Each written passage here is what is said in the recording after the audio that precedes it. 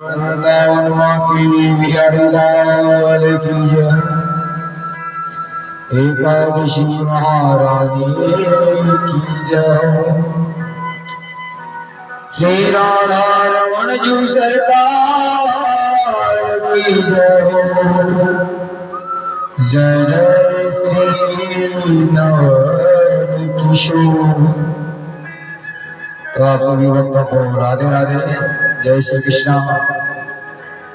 श्रावण माह के इस पवित्र महीने की उत्तरदा एकादशी जो 16 जुलाई 2024 को है, आप सभी इसकी बहुत प्यारी कथा श्रवण करें और सभी से श्रवण कराएं और जीवन काल में समय निकाल कर भगवान का भजन कीर्तन करते रहें। तो आज हम आपको श्रावण माह की उत्तरदा एकादशी की कहानी आप सभी श्रवण करें। श्री राधे, जय श्री कृष्णा, राधे राधे। तो आज हम धर्मराज युधिष्ठिर बोले, हे भगवान, हे श्री कृष्ण भगवान, अब आप मुझे श्रावण माह के शुक्ल पक्ष की एकादशी की कथा सुनाइए और इस कथा का महात्म्य क्या है, कैसे पूजन पाठ होता है और इससे क्या लाभ मिलता है। तो मधुसूदन बोले, हे राजा, अब आप शांति से पूर्व श्रावण माह के शुक्ल पक्ष की एकादशी की कथा सुनिए। इस कथा के श्रवण मात्र से वाजपेयी का फल मिलता है और द्वापर युग के प्रारंभ में महेशपति नामक की नगरी में महिजित नामक का एक राजा पुत्रहीन था। वो सदैव चिंताग्रस्त रहता था। उसे वह राज्य दुखदायी प्रतीत होता था क्योंकि वह उस राज्य में बड़ा ही अच्छा राजा था। प्रजा की सदा पुत्र की तरह सेवा करता था और सदा कभी भी उस प्रजा को दुखी नहीं देखता था। प्रजा की सदा सेवा करता था। रात दिन उस नगर में भ्रमण करके सभी प्रजावासियों का दुख दर्द जानता था। लेकिन वो इतना दान धर्म और इतनी सेवा करने के बाद भी कोई पुत्रहीन था, उससे वो थोड़ा दुखी था। तो वहां के नगर वासियों को थोड़ा दुखी चिंता हुई और उन सभी ने सोचा कि इस देश का राजा इतना दान धर्म और सबकी सेवा करने वाला है और राजा वृद्ध होने लगा, फिर भी पुत्रहीन है और हमारे राजा साहब दुखी हैं।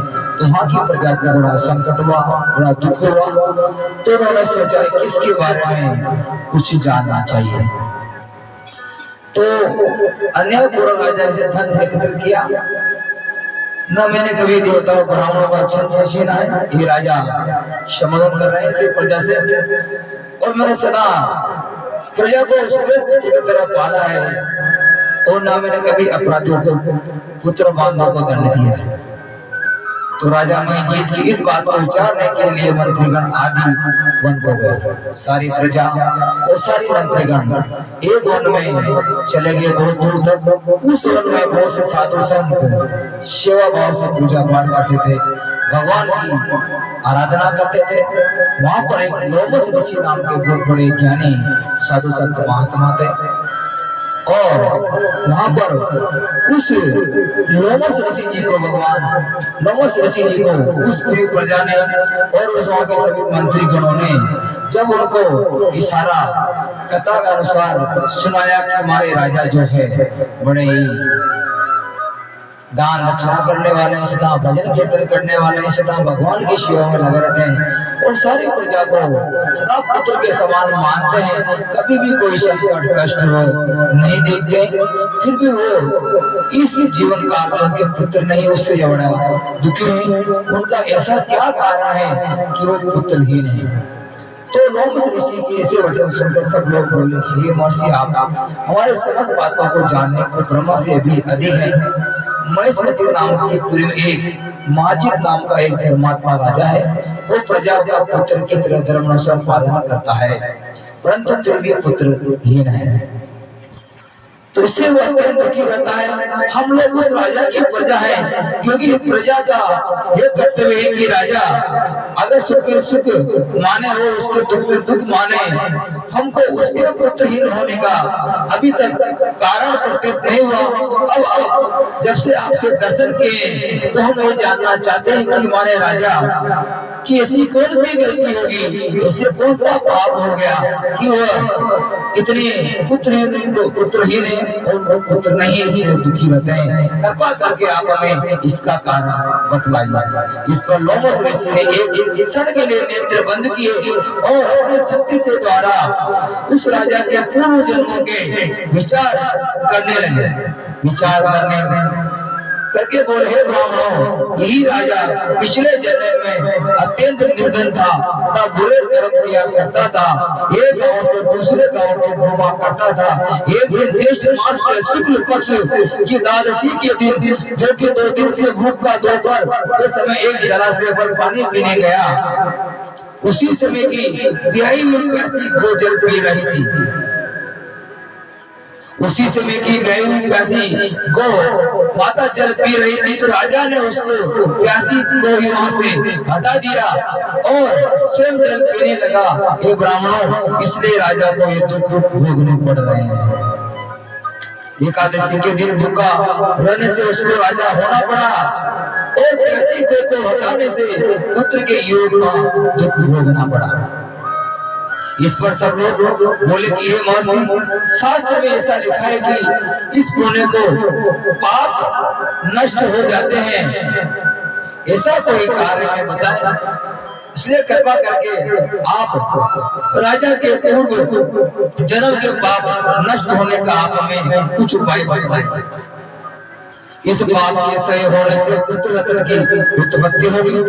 और ब्राह्मणों के ऐसे वचनों को सुनकर लोमस ऋषि बोले कि हे ब्राह्मण, यदि श्रावण माह की शुक्ल पक्ष की पुत्रदा एकादशी को तुम सब लोग व्रत करो, अनुष्ठान करो और रात्रि को जागरण करो और उस मुद्रा को राजा को प्रदान कर दो, तो तुम्हारे राजा को पुत्र रत्न पैदा होगा। लोमस ऋषि बोले पूरी प्रजा से और उनके मंत्रियों से उन्होंने बताया कि पूर्व जन्म के आपके राजा के जो पाप थे उसकी वजह से उनको पुत्रहीन होना पड़ा, क्योंकि पूर्व जन्म में आपका राजा एक बहुत बड़ा पापी था। तो एकादशी के दिन वो उसे कहीं से अन्न नहीं मिला और भूखा रहा, तो उसका एकादशी का जो व्रत उससे अनजाने में हुआ तो राजा बना और उसी अनजाने में उसने एक प्यासी गौ माता जल पी रही थी उसको हटाया, तो उस गौ माता के श्राप से उसको पुत्रहीन होना पड़ा।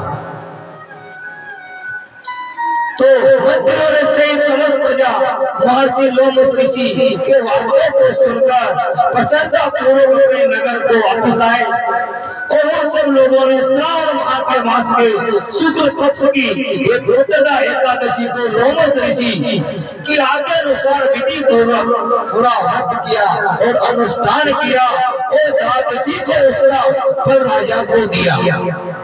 उस पुण्य के प्रभाव से रानी ने गर्भ धारण किया और 2 महीने के पश्चात उसके एक अत्यंत तेजस्वी पुत्र का उत्पन्न हुआ, पुत्र रत्न की प्राप्ति हुई।